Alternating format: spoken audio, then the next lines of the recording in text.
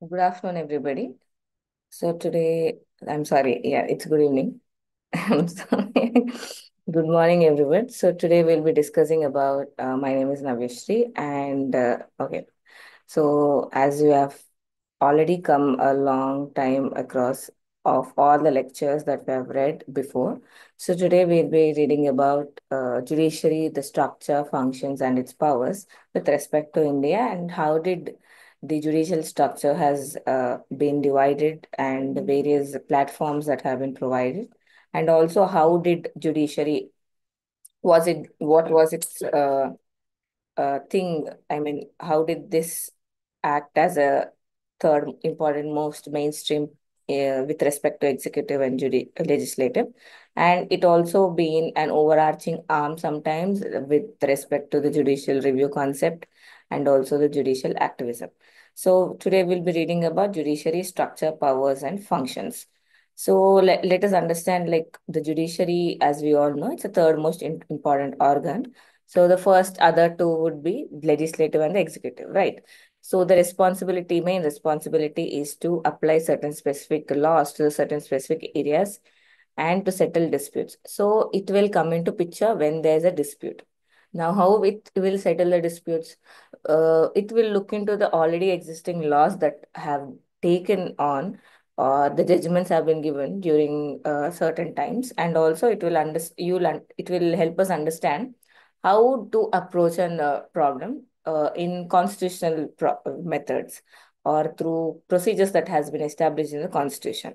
And also it acts as a protector against all possible excesses of legislative and executive organs. So this is where the judiciary acts as a protective screen between overarching powers of the legislative executive with the citizens. So that is why it acts as an excess of legislative, it acts as an external arm. It will protect the citizens. Let's suppose judiciary and executive and legislative as this side. There's a protection, there is judiciary, and there is citizen. So over it will try to control whatever the overpower that has been exaggerated or put on over the citizens. So it will act as a protective screen. Now, role of judiciary is, we all know, it's a protector of the constitution. So it is also named as a guardian of the constitution. And the fundamental rights of the people makes it more respectable than other organs. So judiciary, usually if we see in public, the people uh, will respect judges, chief justices more than the MPs or MLAs. So they think judiciary is what that gives you justice. Like it will give us them the if you go by the word న్యాయం. So ఇది న్యాయం ఇస్తుంది కాబట్టి they will respect. So out of this thing, if in comparison, it act as it also protects in the fundamental rights. Suppose if there's been any atrocities or if there's been an over exertion of power by the state, then judiciary comes into picture. So that is why people have installed their respect. People have installed their opinions or this judiciary as a powerful organ. So they have, over a period, they have tried to respect it more than the other two organs, which are legislative and executive. Now, judiciary independence, like how do we understand that judiciary is independent? How do we know that it is not under the state itself? So this has been ensured again in the Constitution through Part 4 of Indian Constitution. So independence of judiciary is ensured. Now, how and why it is ensured, we'll be reading in the upcoming slides. So first, let us understand how this judicial structure in India has been evolved. So what is the procedure that we follow? So in India, judiciary is followed in this triangular hierarchical or pyramidal hierarchical method. So first, topmost at the peak here, it is Supreme Court. Then next comes High Court. Then come district courts. And below that, district courts will also have Panchayat courts, Nyaya Panchayat. All these are like Gram Kacheri. Like these are all like the things which have been evolved through the conventions, and also it also contains tribunals which have been set up to address few issues. So first topmost level is the Supreme Court. If we draw a pyramid, first is Supreme Court. Like next comes the high courts of various different states. Then come district courts of various different states. Then comes panchayat courts such as Nyaya Panchayat, Panchayat Adalat, Gram Kacheri. Then the special tribunals, which are been set up or which have been constituted to address certain important issues or to settle some disputes. So these are all different hierarchical structure of judiciary that we have been come up with in India. Now, next one is let us understand what is the Supreme Court. So, Supreme Court is the highest court of order. It is a topmost. It is at a peak. So, Supreme Court with Chief Justice of India and seven other judges. So, original structure was this much. Later, it was changed. I mean, over a period, the population also has been increasing, and the representation should also be understood. So, it has been expanded. Now exists CJI, Chief Justice of India plus 24 other judges. Now, how do these Chief Justice of India and 24 other judges are appointed to Supreme Court? So the president appoints the Supreme Court Chief Justice of India and other judges on the recommendation or on the consultation of CJI and group of judges. So the Collegium of Judges selects the senior most person with the highest qualifications as Chief Justice and certain other judges to be appointed to the Supreme Court. Now, President appoints them to the court. So this is an important MCQ. And conditions. Now, there are certain conditions for a person to be elected or for a person to be appointed to the Supreme Court is they must have completed at least 5 years as a judge of High Court. So these are very important qualifications. Again, you have to remember because uh, from MCQ point of view or from the theory perspective, these are must you should remember. So first one, either the person must have completed 10 years, must have completed 5 years as a judge of High Court or 10 years as an advocate of High Court. You understood? 5 years as a judge, 10 years as an High Court advocate, or must be an distinguished person in the eyes of president. So here, president must be bound by the recommendations of the Collegium of Judges, which is no doubt. So these three conditions must be taken into consideration while appointing the persons to the Supreme Court. So now tenure is they hold the office until they are 65 years. So the person appointed to the Supreme Court, they can hold the office until they are 65 years or whatever so earlier. Then they can be removed on the grounds like if they are supposedly they have resigned from a position, well and good, or if they have been removed on the grounds of misbehavior and incapacity, or they have been impeached. Now, how does this impeach? There are three procedures. First is resign, or they have been removed on the grounds of incapacity or misconduct.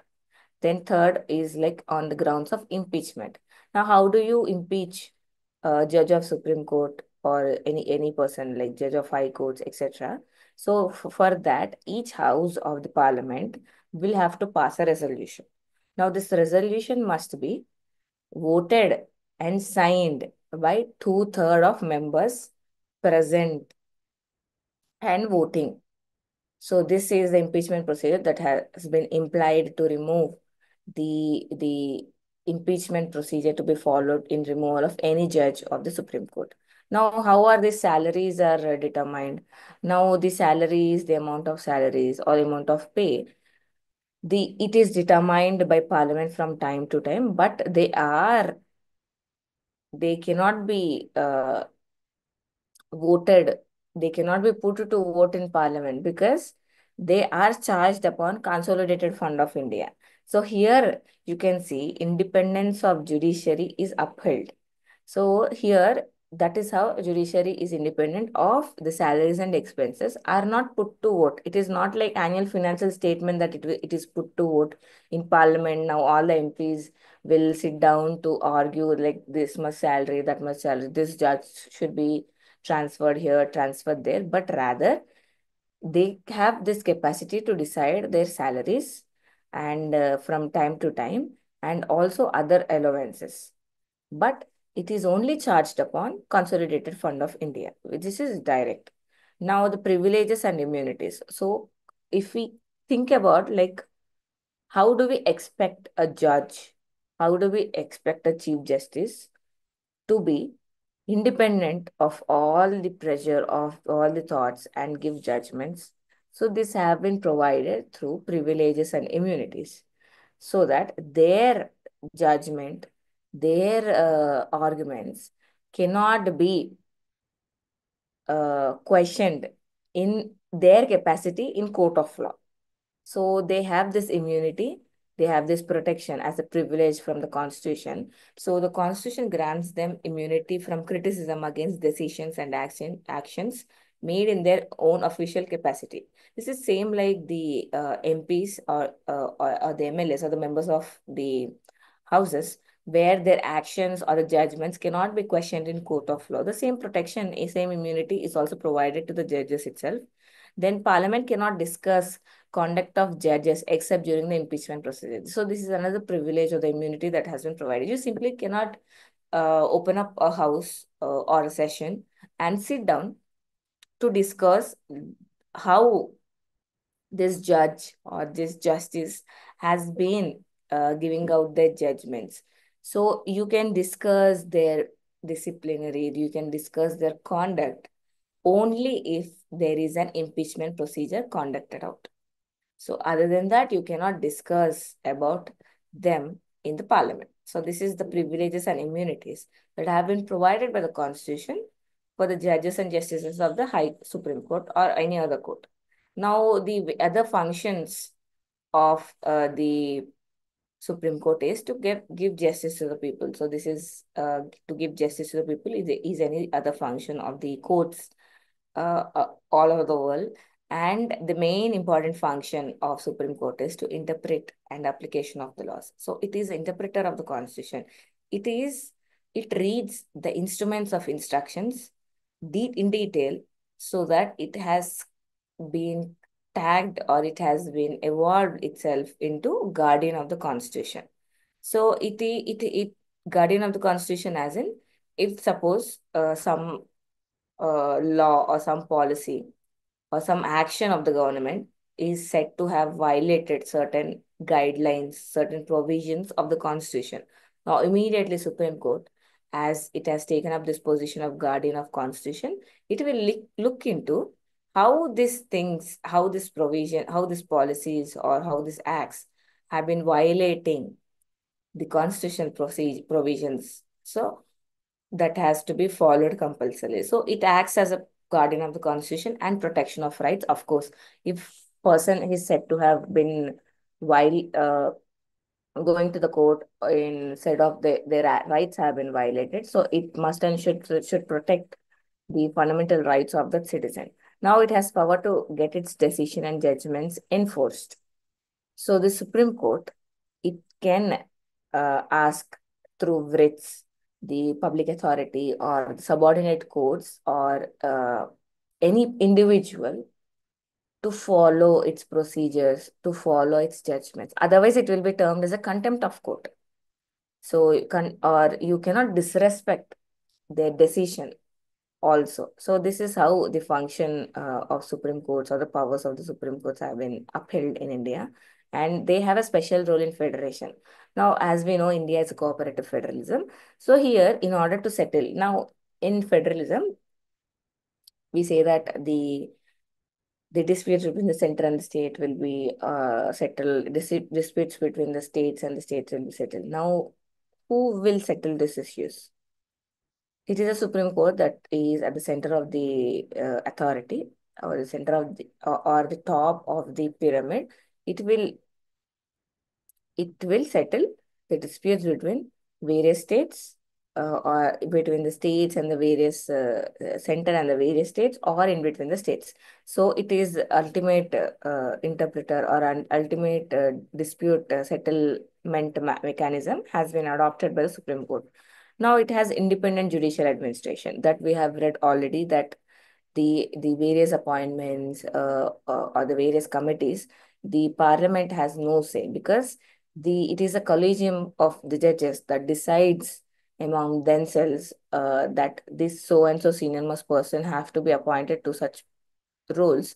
Now they give up this list of members to be appointed to the president. Now president has to administer their oath and appoint them to the court. So this is how the functions of Supreme Court are. They play a crucial role in law making. They implement fair legislations. They are protector of the rights. They're the guardian of the constitution. They have power to discuss its decision and judgments enforced. They have special role in federation. They are the independent judicial administration. So now let us read about the powers of Supreme Court. Now, what are the certain powers of the Supreme Court? So the Supreme Court, there are four original powers: original jurisdiction, appellate jurisdiction, the court of advisory jurisdiction, and the next one is contempt court of record. So these are four things.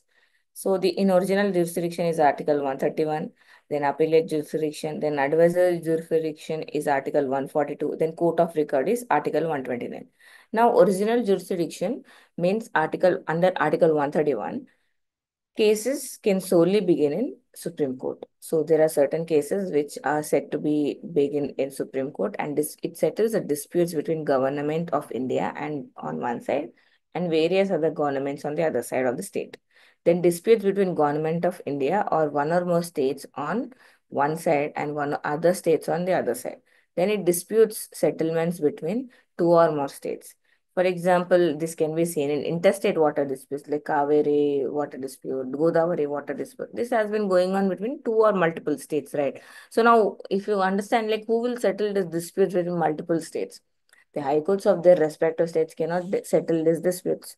So there, the judgment could be biased, they say. Now, Supreme Court comes into picture. It has this original jurisdiction where it can only settle such disputes. So this is where the Supreme Court plays a crucial role. Now, let's say, or also in case of violation of fundamental rights. So you can directly approach to Article 32, which is right against constitutional remedies. You can also approach the Supreme Court directly for state or any other person violating your fundamental rights. So this is how the original jurisdiction under Article 131. The Supreme Court is the original settler between the cases between center and the state, center and various states, between the states, and it also example could be seen in water interstate disputes, water disputes, fundamental rights, and etc. This is the original jurisdictional power of Supreme Court, which comes under Article 131. Now the appellate jurisdiction of Supreme Court, where citizens can appeal to Supreme. This is in the name itself, appellate. So appeal. So you can appeal to Supreme Court. You can go to Supreme Court if any judgment given by the other, any judgment, decree, or final order given by the High Court, both in civil and criminal cases. So let's suppose we see in day-to-day cases, right? So if you think that the judgment is biased, it's against you, so you can go. It's not doing the justice. You can go to Supreme Court and appeal that judgment by the so and so courts are not up, not that I have done, not that it has done justice to me. So this could be seen in both high civil court and the criminal cases. And Supreme Court hears appeals from all the courts in India also. So as it is highest court of order, so this has to listen to the appeals that has been coming from the various other subordinate courts. Now, constitutional cases can be taken to the Supreme Court only if High Court certifies that matter in the disputes involves a substantial question of law.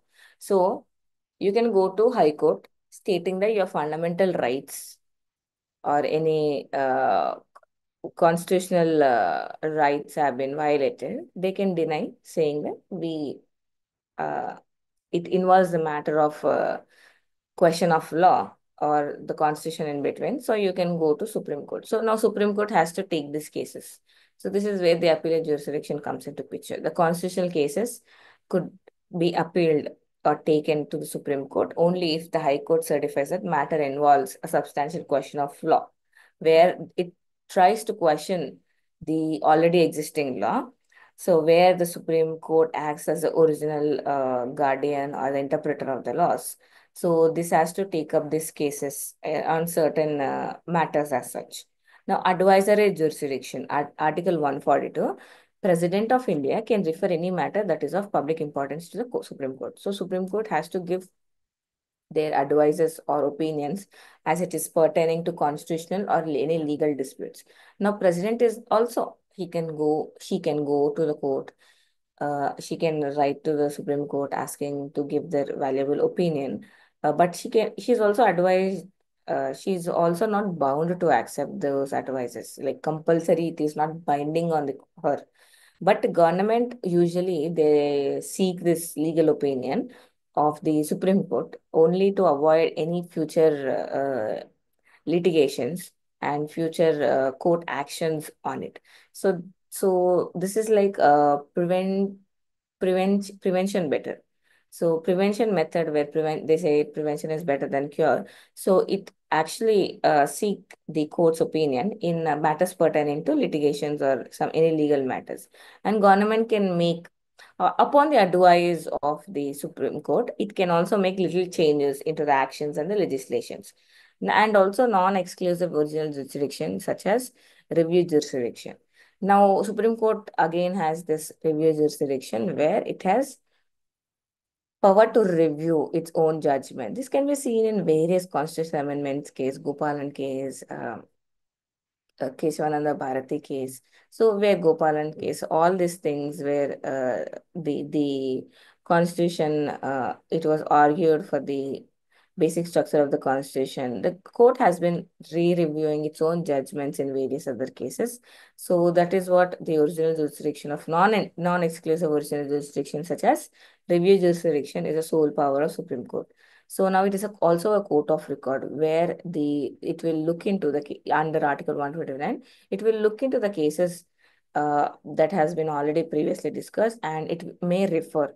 So it has to refer to the cases similar uh, ca- cases that has been similar to the new or upcoming cases. So it is also termed as a court of record. So these are the various functions, various powers of the Supreme Court. So now let us understand what are the powers, functions, and appointments of the High Court. Now, Part 4 and Chapter 5 of the Indian Constitution provides that there has to be a High Court established in any state, one or two states, or there could be a High Court similar when High Court were two or more states. Now they are under the Supreme Court of India. So initially, basically, we can say that they are subordinate to Supreme Court of India.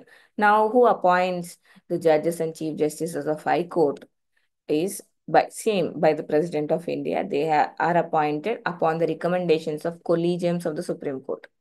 Same appointment procedure, same method. Then judges can be transferred from one court to another court by the president. And the recommendations of the Collegium of Supreme Court, the president can appoint the chief justice and the various other judges, and also she can take into the purview of the um, opinion of the governor of that particular state also. Now, judges can also be transferred from one high court to another high court. It is a sole power and authority of the president. Now, how can a person be elected to the high court, be as a judge or the chief justice? So, these are certain qualifications that they should be holding. First, they have to be citizen of India. Then he or she should have held judicial office at district level or below of that for at least 10 years. And he or she should have been an advocate in one or more high court at least for 10 years continuously without break. So these persons with three qualifications can be as uh, appointed as an judge or chief justice of the High Court. So these are the certain qualifications that they should hold to be appointed as such. First one, citizen of India. Then next, they have to hold a judicial office at district level at least for 10 years, or they should have been an advocate in any of the High Court for more than 10 years without the break. Now, the powers of the High Court, some of more or less the powers of Supreme Court and High Court are similar, but the appellate jurisdiction of High Court is the scope is wider than that of Supreme Court because these have got more four additional powers. So first one is original jurisdiction. Original jurisdiction is power to hear and decide cases which are brought directly to it. The high courts have power to issue direction that we all have seen how the courts works. Now another important thing is appellate jurisdiction. Here the high court scope is wider. Matlab it has more powers and function in this aspect in comparison with the Supreme Court. Now, what are these additional powers? Power to issue writs or orders in cases of infringement of fundamental rights.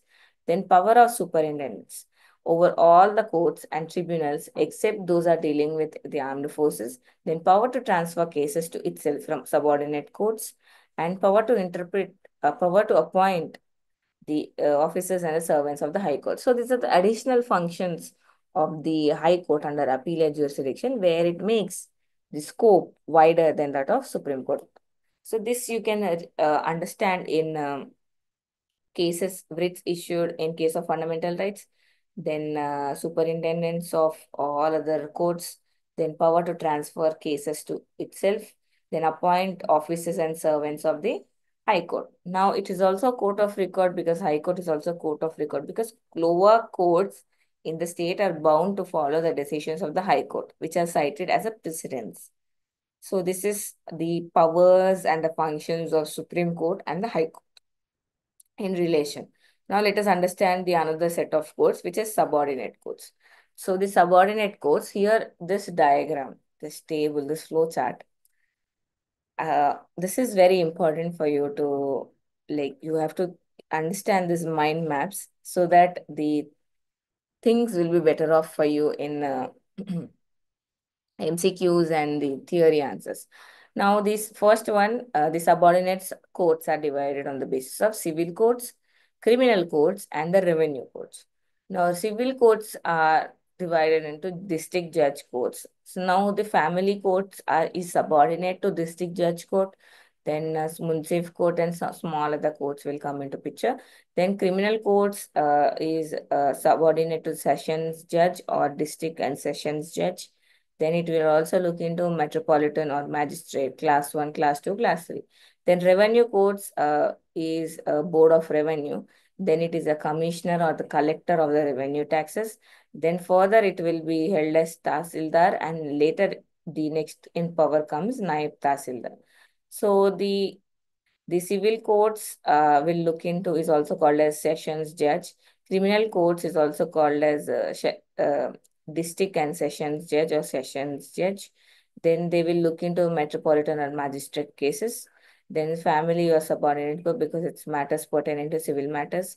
Then further, this subordinate level court is munsif, and where there is other courts that function on a very grassroots level. Now, district courts. Now, what are these district courts? District courts of India are established by state governments. They are based on the number of cases and population distribution of the districts. So, the courts have been established by the state based on what basis? On a basis of that, basis of population of that districts, pertaining to that districts. Then High Court exercises administrative control over these courts in matters of posting, promotions, and granting of leave. Now, if the state governments appoint these courts at the district level, now this might be a question like who does also is also state government post people or decide their grants or decide their promotions? No. Now High Court will look into the grants and commissions. High Court will look into the grants and commissions of this district court. So now civil courts, now the civil courts. Civil courts administer certain cases pertaining to the disputes between two or more persons. Now here the first diagram, if we look right above my head, civil courts will look into the family. This is basically a sub-judge court of family courts. Now this family means you should understand civil means matters pertaining to civils. Now what could be the matter pertaining to civils like property disputes, then lease or contract disputes, or divorce, or like landlord and tenant disputes. These are all things that will come under the civil codes. So now the Court of Sessions Judge, known as Sessions Judge, is the highest court for criminal cases in district. So criminal courts, the Sessions Judge Court is the highest uh, position that will look into in the district level, look into the criminal cases that have been pertained, that has been going on in the districts. And the revenue courts, the final flow chart, if you look above my head, revenue courts deals with cases of land revenue in the state. Now, they are further done by the collector or the commissioner, then further power is divided to Tahsildar, and later Naib Tahsildar comes into picture. I mean, Naib Tahsildar at the grassroots level, then above him is a Tahsildar position, then above Tahsildar is the commissioner or the collector. So the main function of district court. So this courts is to hear appeals from the subordinate courts. Now these are district courts. Uh, First line types of courts. Then next in the diagram comes the criminal, civil, and revenue courts, right? So these are district courts.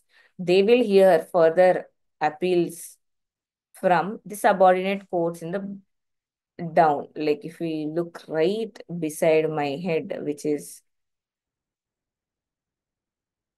here,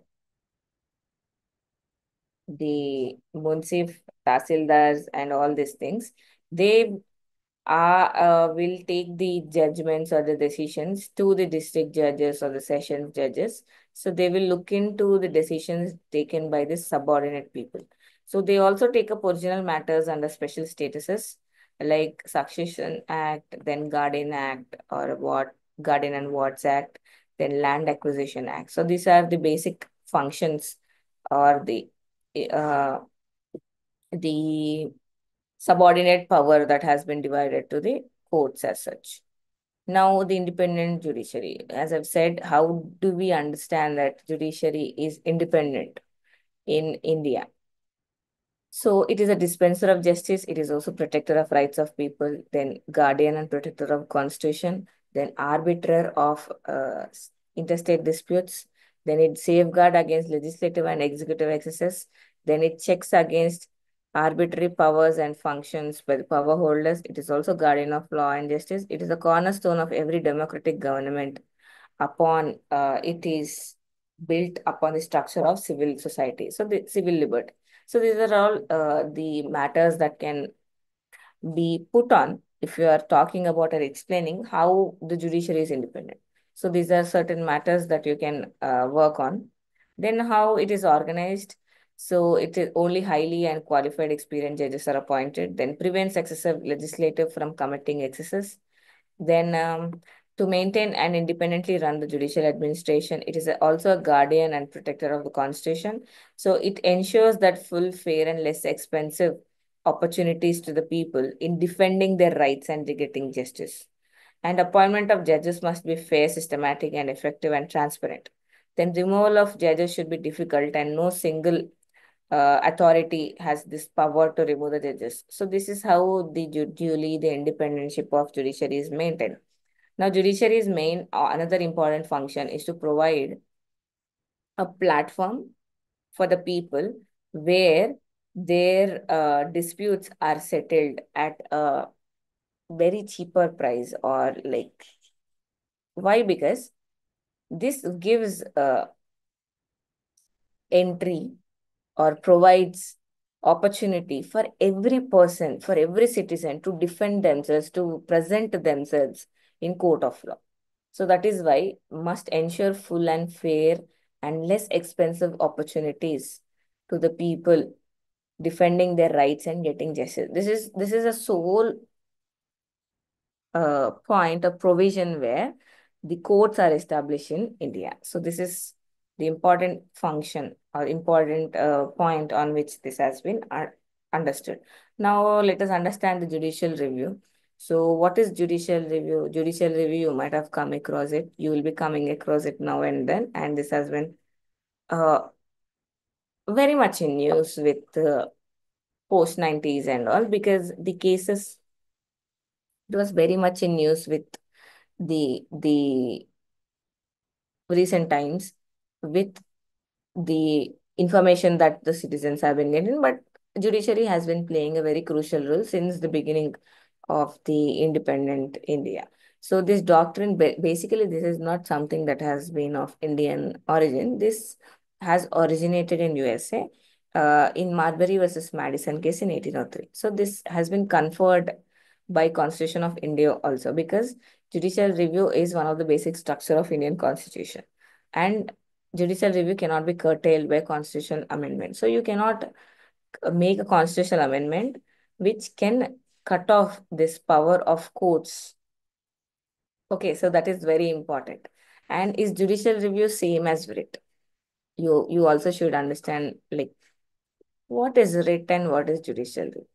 So judicial review, anyway, court will outlaw that law. In writ also, it will outlaw any law, and if supposedly it violates any of the rights. So, but here, writ is a formal legal order issued by the courts that commands an individual to perform or refrain from performing a certain specific act. But in judicial review, court will review a law and decides if it goes against the constitution. Now, writ, if supposedly they ask you to write the difference between judicial review and writ, then writ is a formal legal order issued by the court that commands an individual to entity to perform or refrain from performing a specific act. But in India, how writs are seen: habeas corpus, mandamus, prohibition, certiorari, quo warranto, and there are certain other tools which are held to protect individual rights and in order to ensure justice. And also, suppose a law gets passed that limits the freedom of speech online. It violates the right to freedom of expression in Indian Constitution. This case or law could be taken to the court. Now, court will review this law and decide if it goes against the Constitution. If it seems to have violated the Constitution, then it strikes down that law. So now this, from second point, this is all what judicial review as a procedure is done by the courts.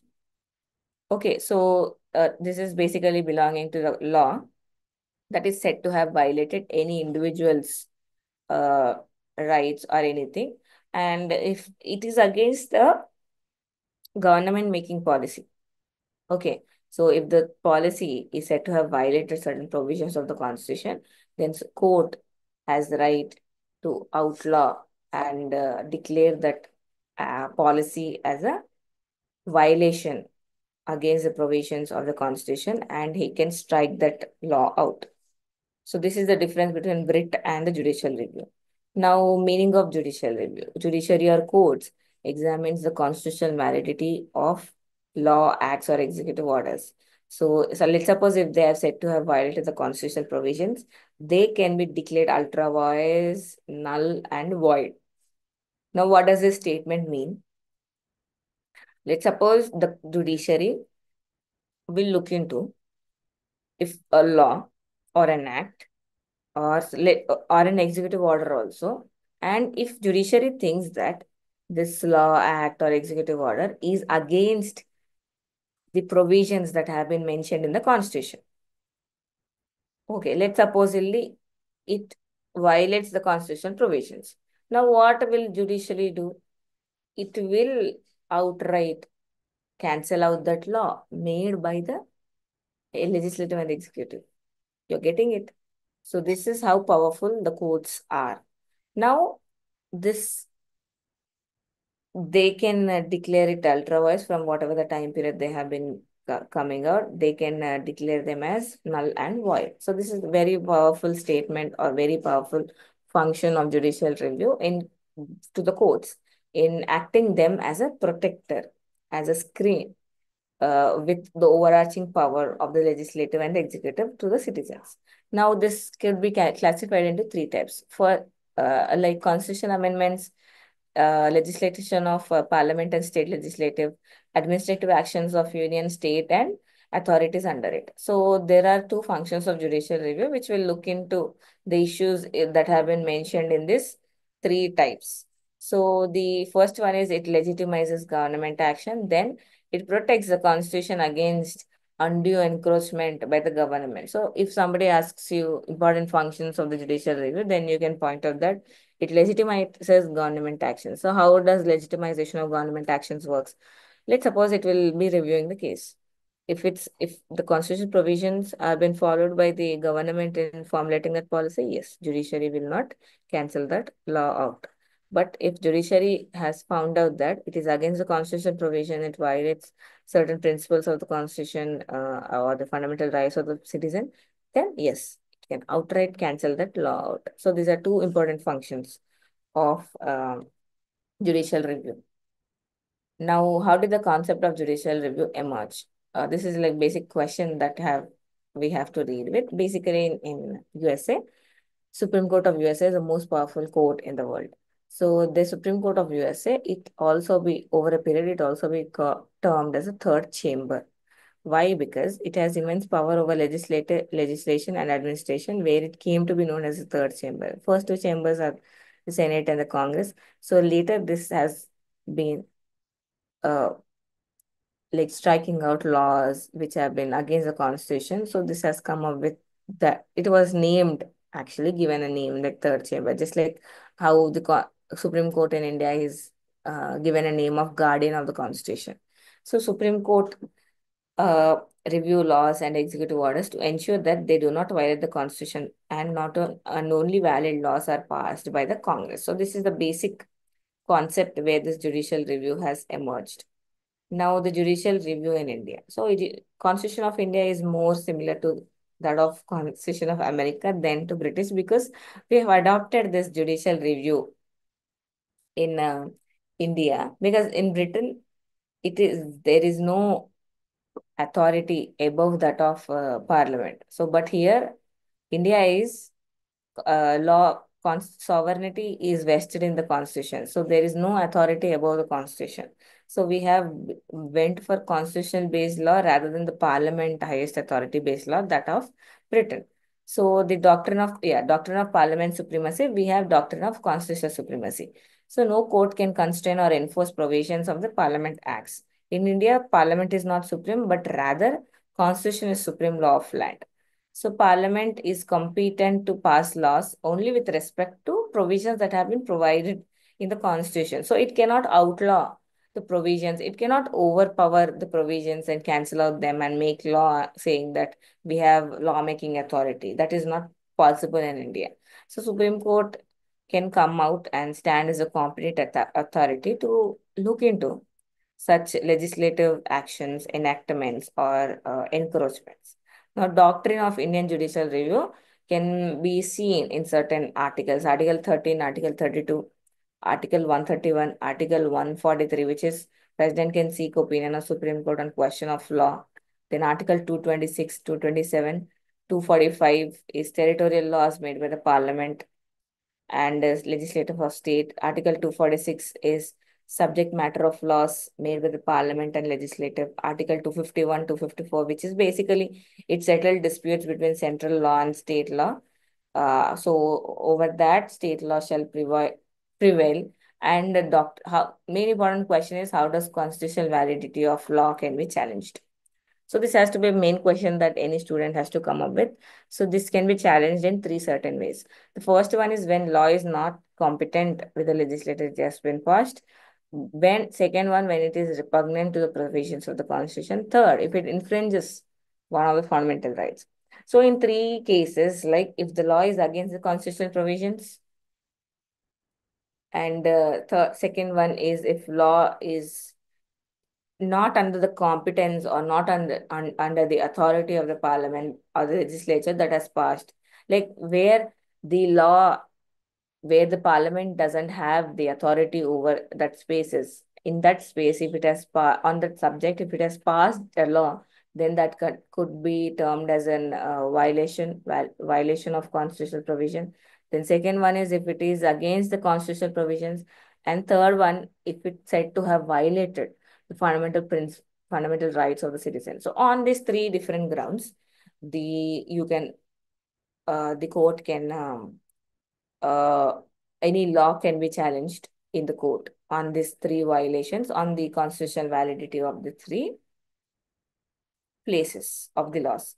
Then constitutional amendments, there is no provision for the amendment mentioned in the constitution which empowers courts to review laws and invalidate those. Okay, so this is has not been provided in the original constitution. So this is how the judicial review. So it is for the courts to decide whether any law has been transgressed or within the limits. That is why it is called as the guardian of the constitution, right?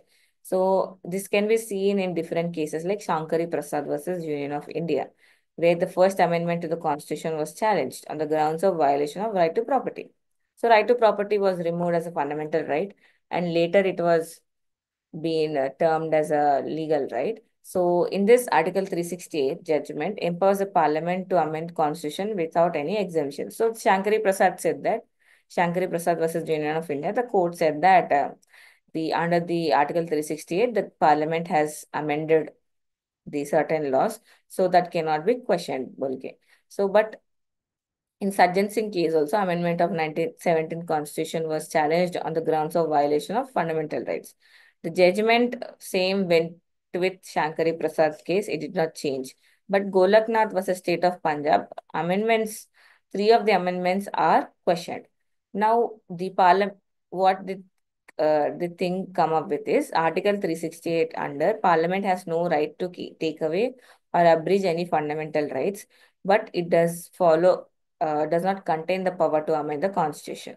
So the Keshavananda Bharati case 1973 is the fundamental case which has come up with this. What are the powers of the parliament? What are the powers of the how far a Supreme Court can look into the provisions or the cases policies that has been made by the parliament. So first one, Keshavananda Bharati said that power to amend constitution is limited. It did not outright cancel out that parliament cannot amend any law, but it is limited to certain aspects. In certain aspects where it essentially does not damage the essential features of the constitution. So if the matters have said to have not violated the essential features, then parliament can amend those parts of the constitution. This can be seen also upheld in Indira Gandhi versus Rajnarayan case in 1975, where Constitution introduced Article 329A, which kept the courts even outside of the purview of the elections. So it has eventually deleted the courts outside the purview of the Constitution, where the elections cannot be questioned in court of law. But the judgment, as per the judgment, Article 329A, which itself is uh, puts the courts out, is not valid. So it disrupts the basic structure of the constitution. So this is judgment in Indira Gandhi versus Raj Narayan case. The another case is Minerva Mills case in 1980, where the constitution has struck down few parts of the 42nd Constitutional Amendment Act. So where it's said to have extended the parliament life to 6 years. So it has cancelled out few of the events. So because it has also predominantly it has been giving more importance to DPSP over the fundamental rights. Whereas the Constitution said that the fundamental rights are enforceable in nature, enforceable in code of law, rather than DPSPs. So, in purview of disputes between DPSPs and fundamental rights should be taken care of. So, here Minerva Mills case, all the same thing happened. Supreme Court has struck down the 42nd Amendment Act, uh, which gave predominance to directive principle rather than the fundamental rights. Now, the certain laws are also kept under the ninth schedule. So, the ninth schedule is upheld judicial review.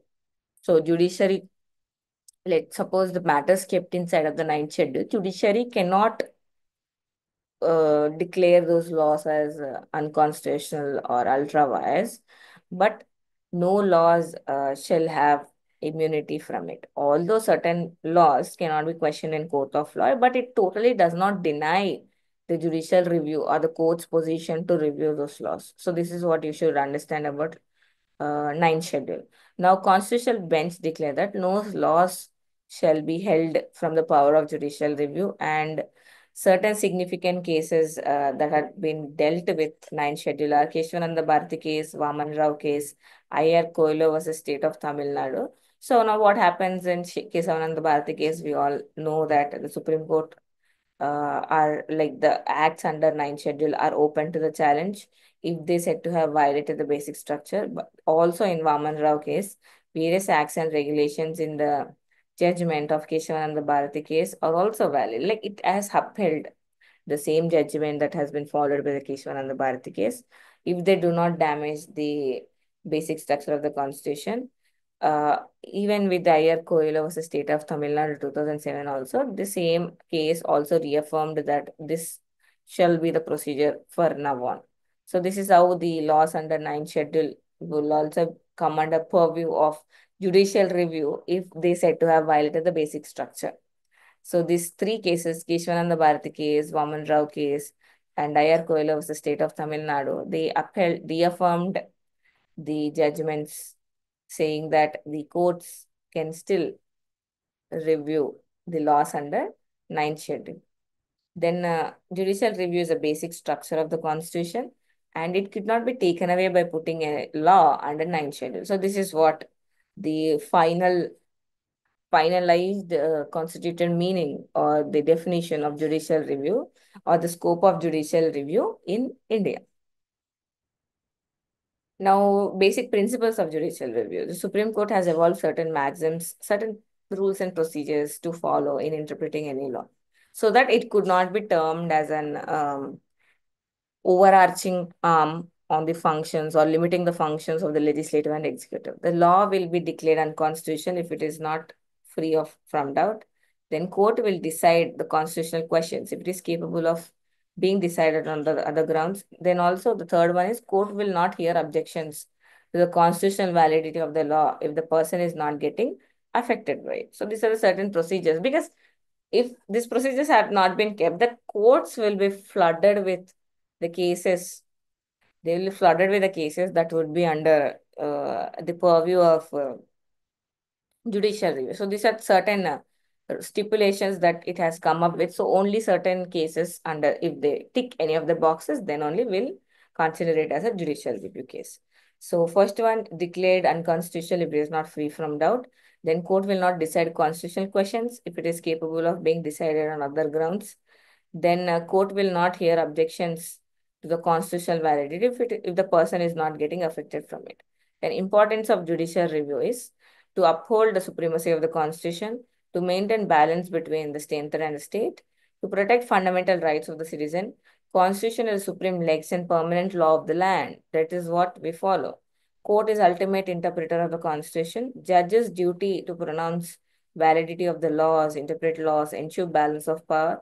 Main purpose of judicial review is interpret constitutional itself. So through the power of judicial review, the courts will interpret the constitution. Court will read it between the lines. It creates a fiction. The word it creates a fiction where it was not clearly or properly been defined by the lawmakers, by the by the parliamentary members while making a law. So now the duty of the court is to help everybody understand that this, they meant this by referring through the constitution itself. So this is how the court will try to balance the things and protect the fundamental rights of the citizen. So the next one would be the scope of judicial review. So the constitutional validity of the law and an executive order can be challenged in Supreme Court and High Court on supposedly if they are violating the fundamental rights or if they are outside the competence of the framing authority. Now, what is this? Let's suppose the parliament doesn't have any provisions to make laws, or the state assemblies that cannot have provisions to make laws on certain matters. On matters where they have no authority, they have been making laws on that matter, then courts can right away reject that. And next one, supposedly they have violated the fundamental rights, they can be rejected. Then it is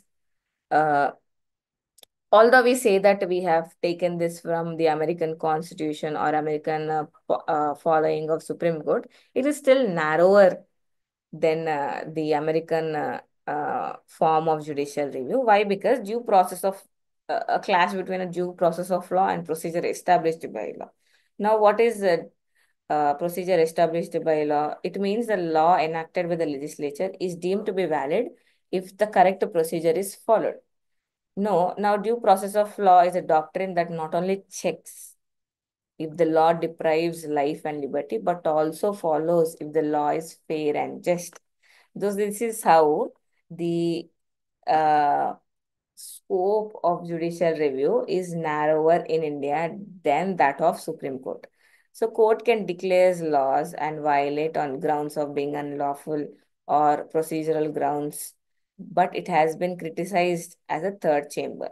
Then a synthesis of judicial and parliamentary supremacy have come up with. So this is how it can be understood that if in comparison we see the judicial review in America and judicial review in India. So this is how the procedure established by law and the due process of law that two countries follow. With that variation, the scope of judicial review is narrowed down. So basically, it is a synthesis of judicial and parliamentary supremacy. It causes delay. Now, the first and the foremost, you can say that why judicial review, although it's doing good to the protection of citizens, protection of fundamental rights, it has been acting as a screen between legislative, executive, and the citizens. But there are certain negatives, certain criticisms, because in lieu of courts, already courts have been burdened with various other cases. So taking these certain cases regularly to it, it may delay in implementation of policies.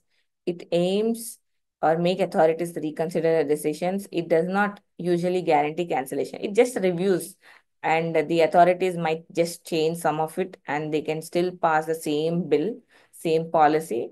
So, and also faith of citizen in competence and efficiency of government is decreased because courts always interpreting or involving the policies that has been made by the government, the people might lose confidence. People might think that the courts are only superior. They try to respect them more rather than the official procedures or on the provisions that the political structure of India has been established. Then it can lead to judicial overreach, yes, where judiciary has been a staunch overpowering or encroaching the authority of legislative and executive. The necessary and expertise, usually the judges and the justices, they lack the expertise in policy making. So sometimes it causes uh, complex issues while giving judgments on certain policies that has been made by the government. Now, assessment, if we talk about, so courts are reluctant to be declared any laws by the parliament as void and invalid, changed after historic judgment of Golaknath. Then India does not possess same scope as American Constitution, but court has showed that judicial creativity through cases as discussed earlier. Yes, judicial creativity, judicial fiction have come into picture while them interpreting the laws, while them interpreting the Constitution of India. Then they have played a pivotal role in protecting fundamental rights, and they have helped us evolve, adapt, and shape the legal landscape, reinforcing the principles of democracy, human rights, and constitutionalism. So this is what the judiciary and the powers, functions, and judicial review scope and importance and various laws under ninth schedule. I hope everybody is clear with it. So